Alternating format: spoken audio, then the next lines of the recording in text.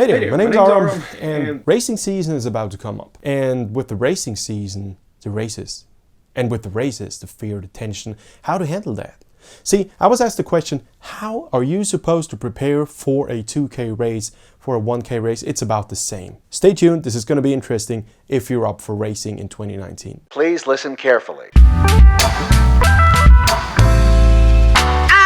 Now, first up, how do you prepare? Most important thing, in my opinion, and this is what I do with all of my RM training athletes across the globe, is the structure of your basic endurance training long before the first race. If you lack the fundament, it's like building a house that is supposed to be 80 stories high, but you don't have any fundament, no base. And like building a skyscraper, first of all, you spend a lot of time building the fundament. You don't see anything. You just build, and people walk around and say, what are these guys doing building a skyscraper? I don't see one story. If you know anything about building houses, same with building athletes. You want to work on the fundament long before you think about going up. Because once the fundament is right, you can go up. But what a lot of people do, interestingly, is just skip the fundament. Now I don't have the fundament and just go build stories. All right, they build 10 stories high, skyscraper falls to the side. And this is what we call in rowing a burnout, or actually someone who's overtrained. Overtraining is usually an undertraining at basic endurance levels. All right, so structuring. And how should you structure? I talked about this endlessly in other videos, and this is one of the key elements in all of the seminars I do. It is a structure of changing intensity levels in the lower areas. In UK, in the US, you guys have UT1, UT2, and some easy pace. I have Reg U, M, O, 3, 4, 5. So these 7 levels cover everything from very easy to just above the anaerobic threshold level. And structuring all the sessions, in an intelligent way so you can actually improve, is the key to generate a very, very large fundament, a good capacity, a good basis to get this high intensity training done easily. Now, the next thing you want to do is, of course, high intensity training. And high intensity training is more a mental training than a physical training, but it's both, to be honest. High intensity training is something that is truly high intensity. A lot of people, they train around this medium intensities and don't really dare to do the hard stuff. But just like doing a fundament, you gotta dare to build high. But how should you conquer another country if you don't dare to cross your own border? That's technically not possible. And although that's a metaphor, it's the same in sports. So high intensity training for rowers is the key to A, lose the fear to fail. And the fear of failing is the greatest fear that keeps us from succeeding in any race we compete in. And the reason is so simple.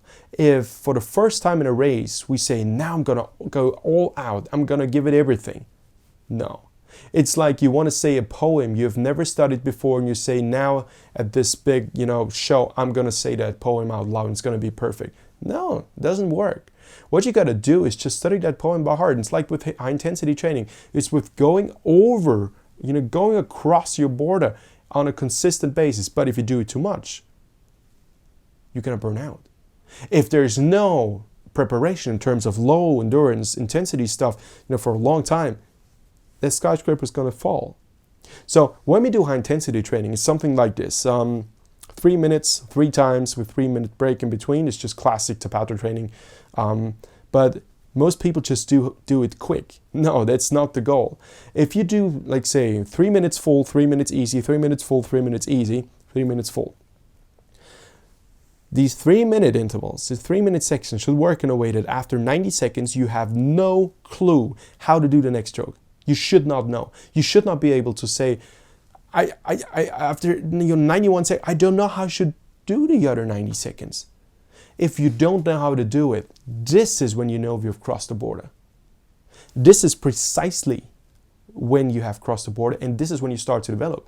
So the first 90 seconds, when it's becoming just hard and you focus on suffering, everything, it's so bad, so hard, no air, you're not improving. You're just going to the border. It's like walking to the border and say, hey, one day I'm going to conquer you, other country.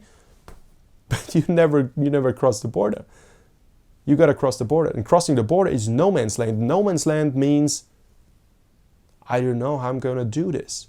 This is when you improve. Because this is when you tell your mind, it's okay that you don't know how to do that. It's okay that you have no clue how to survive the last 90 seconds. And if this sounds hard, I know. A rowing race is not for everybody, guys. A rowing race is something that causes immense pain, but it causes more pleasure than pain. It's awesome to be at the finish line and say, holy whatever, I just made that. I just did it. It was me who did that. I was afraid like hell, but I did it. So if you do three times 3 minutes high intensity, 90 seconds, and after 90 seconds, the latest, ideally after 60 seconds, you should have no clue how to do the next 1.5 to 2 minutes. This means, on the other hand, you gotta go like crazy the first 60 seconds. And a lot of people aren't there. And after these, after 60 to 90 seconds, we start to feel the pain and we focus on the pain. So the body says, brain, are you crazy? What are you doing to me? And the brain says, I know it's so hard, but something in my mind wants to do that. No.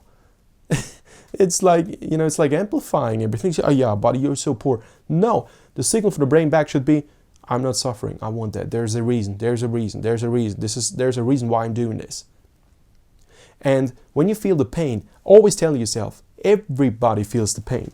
Now, this is something important to understand. Every race has two elements, a breaking point and massive fear and pain. This is all about pain and fear. Guys, this is what the last part of a race is, but it's more fun than everything. First 500, 2K. So first 250 in a 1K race. Easy as pie. Yeah. Most people go too quickly in the first 500 because they think the first 500 are going to do it. Forget it. The first 500, the first 250 in a 1K race, they don't count.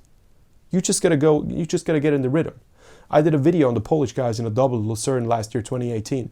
They just got into the rhythm the first 500. That's the only thing that counts.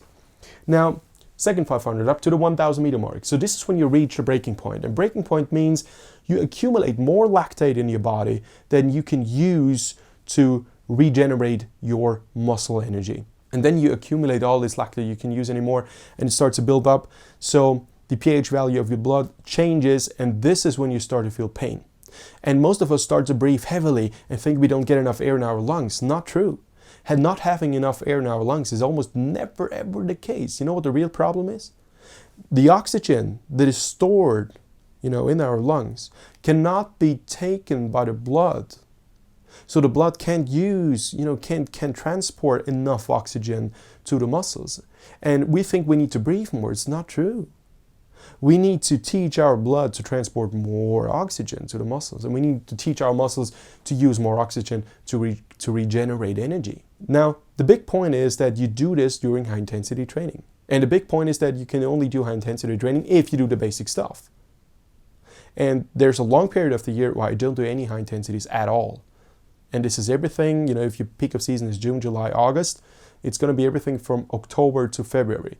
This is why I'm absolutely not a big fan of indoor championships around January. Useless, completely useless. Doesn't get you anywhere for the summer. It's peaking way too early. That is just my opinion as a coach.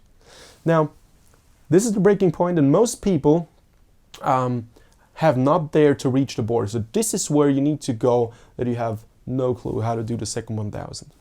Now, this is when everybody's starting to suffer. And interestingly, we think we are the only ones who suffer. We just make that crap up in our mind that we are the only ones who suffer. Everybody else is fine. Where they're leading. They have fear as well. They don't know if they're going to do it. Nobody knows. And then the last 500 is all about survival. It's all about survival. It's all about being persistent. And this is the part that you train for in high intensity training.